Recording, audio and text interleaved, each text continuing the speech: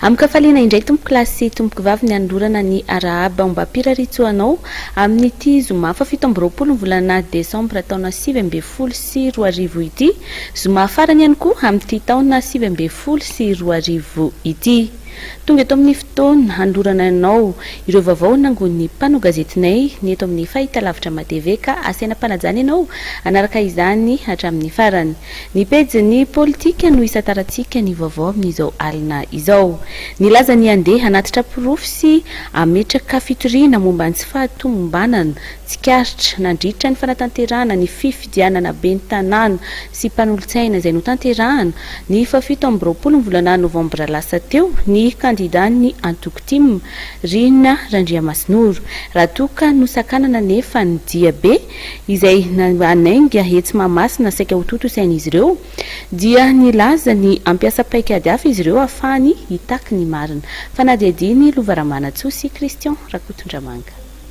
Araka ny fionana farany izay natao teo amin'ny makoroa dia ny fametokitsika fa ny fitakinan'ny fahamarinana dia tsy hijanona eo amin'ny makoroa foana akory.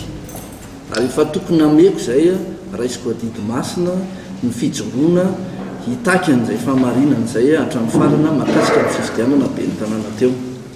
Nisy ny fikasana anatitra ny porofo izay voangona farany ho amin'ny sabotsy izao, izany hoe rapitso voaterina eny amin'ny tribunal administratif izay hiala teo Mahamasina. Itsika moa dia olona manara-dalàna, nataony fangatahana tany amin'ny préfecture hoe anao an'izay fanaterana ny porofo voangona farany izay zahay hiala eo Mahamasina ho eny amin'ny tribunal administratif atao ampilaminana izay mpahendrena. Tena mahavariny, tsy nahazo alalana ary nolazaina fa tsy azo atao izay zavatra izay. Fa manoloana an'izay dia efa tokony homeko hatramin'izay hoe nijoro hatramin'ny farany amin'ny fahamarinana tsisy afaka mihitsy handrarantsika anatitra an'izay porofo izay. Tsy ho ataontsika ny filaharana miala eny Mahamasina fa ho aterina avy hatrany eo amin'ny tribunal administratif ny porofo alohan'ny amin'ny folo. Zoantsika rehetrarehetra no manao an'izay.